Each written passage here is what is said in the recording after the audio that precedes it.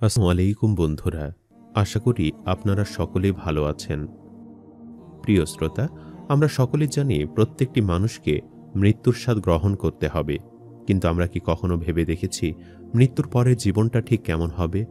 কবরের প্রথম রাতটিতে আমাদের সাথে কি ঘটবে?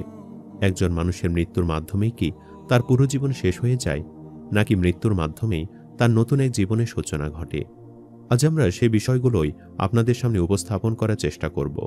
মৃত্যুর পরে জীবন কেমন হবে এবং কবরের প্রথম রাত একজন মানুষের জন্য ঠিক কেমন হতে চলেছে সেটা জানতে হলে অবশ্যই পুরো ভিডিওটি শেষ পর্যন্ত দেখবেন। মৃত্যু হলো এক অনিবার্য বাস্তবতা। কেউ চাইলেই মৃত্যুকে এড়াতে পারবে না। আল্লাহ তাআলা পবিত্র কোরআনে বলেন, প্রত্যেক প্রাণীকেই মৃত্যুর স্বাদ গ্রহণ করতে হবে। সূরা আনকাবুত আয়াত নাম্বার 57।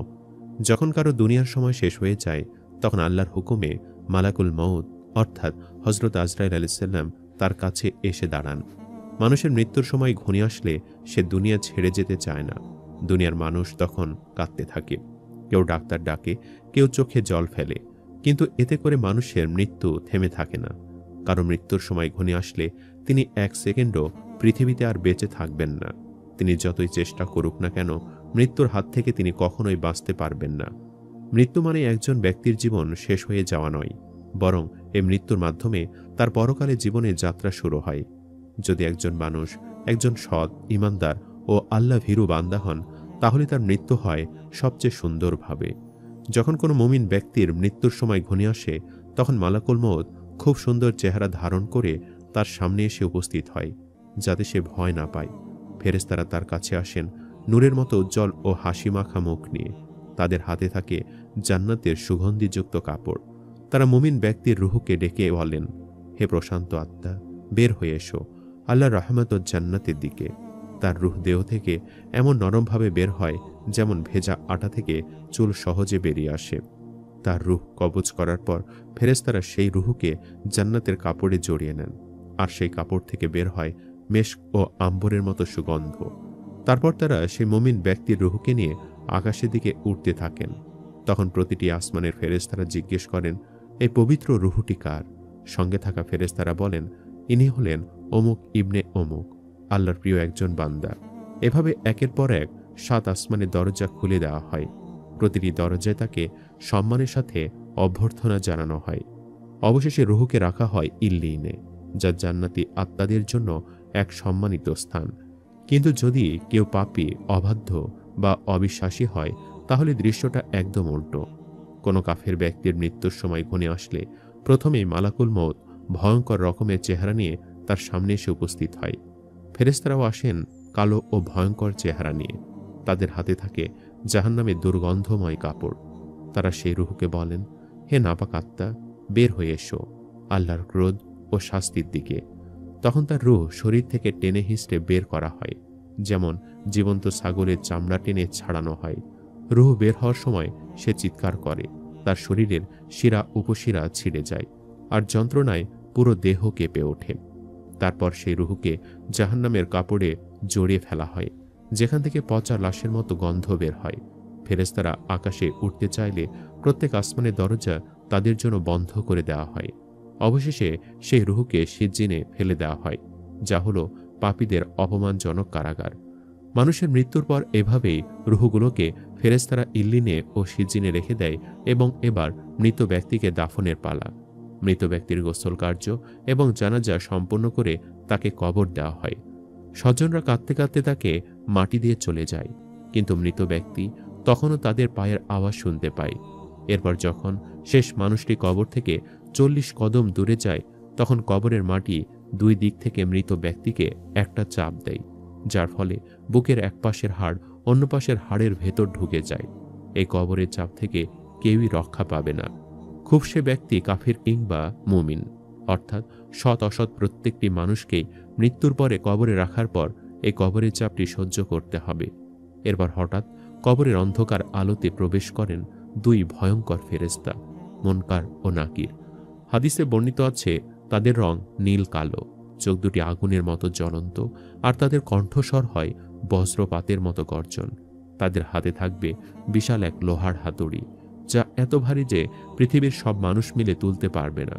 তারা আসার পর মৃত ব্যক্তিকে বসিয়ে 3টি প্রশ্ন করবেন। মান রাব্বুকা, তোমার রব কে?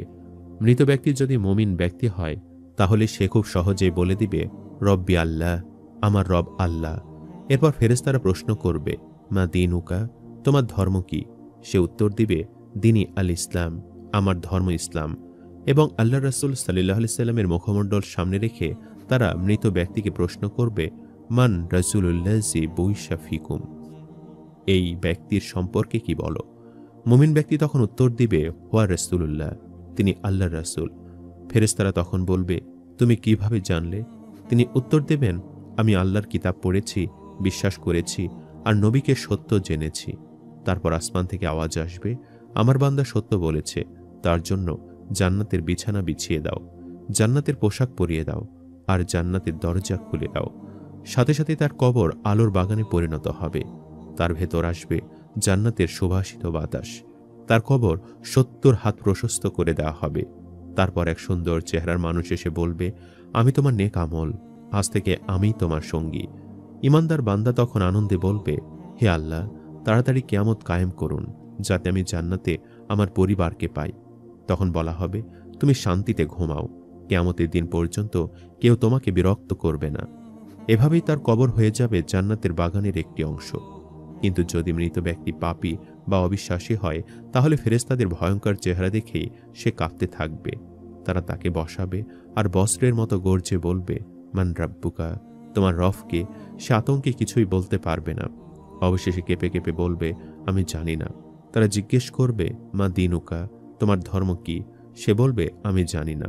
তারা নবীজিকে দেখিয়ে বলবে, এই ব্যক্তির সম্পর্কে কি বলো? সে বলবে, আমি জানি না। মানুষ যা বলতো তাই বলতাম। তখন আসমান থেকে গায়েব আওয়াজ আসবে, সে মিথ্যা বলেছে। তার জন্য জাহান্নামের বিছানা বিছিয়ে দাও, জাহান্নামের পোশাক পরিয়ে দাও, এবং তার কবরের দরজা জাহান্নামের দিকে খুলে দাও।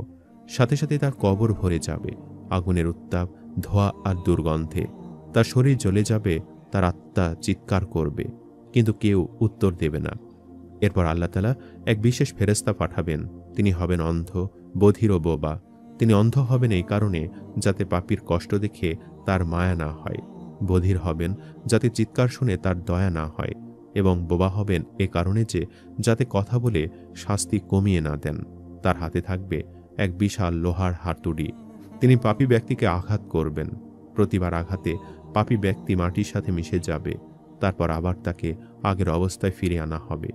এভাবেই চলতে থাকবে তার কবরের আযাব। এতে শেষ নয়, তার কবরের মধ্যে ছেড়ে দেওয়া হবে 99টি ভয়ঙ্কর সাপ।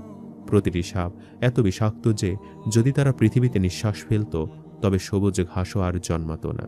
এই সাপগুলো তাকে কামড়াবে, ছিঁড়ে খাবে। তার এই আযাব কিয়ামত পর্যন্ত থামবে না। তার কবর হয়ে যাবে জাহান্নামের এক ভয়ঙ্কর গর্ত। এভাবেই মানুষ তার দুনিয়ার কাজের প্রথম ফল পেতে শুরু করবে। আরও কবর হবে জান্নাতের বাগান, আর কারো কবর হবে জাহান্নামের গর্ত। কিন্তু এখানে শেষ নয়, এরপর আসবে কিয়ামতের দিন, যেদিন মানুষ পুনরুত্থিত হবে, হাসরের মাঠে দাঁড়াবে, মিজানে তার আমল ওজন করা হবে, আর তারপর সে পুলসিরাত অতিক্রম করবে। প্রিয় শ্রোতা, কবরের জীবন কোনো রূপকথা নয়, কোনো কল্পকাহিনী নয়, বরং এটি হলো আল্লাহর প্রতিশ্রুতি। আজ আমরা হাসছি, খাচ্ছি, ঘুমাচ্ছি, কিন্তু একদিন এ হাসি থেমে যাবে, চোখ বন্ধ হয়ে যাবে, আর আমাদের দেহ চলে যাবে সেই অন্ধকার কবরে।